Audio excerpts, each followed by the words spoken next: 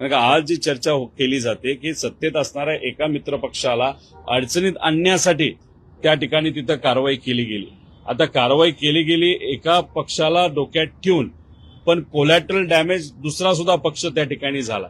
त्यामुळे दोन पक्ष त्यामुळे अडचणीत आले. आता राजकीय हेतूतून ही कारवाई केली आणि फक्त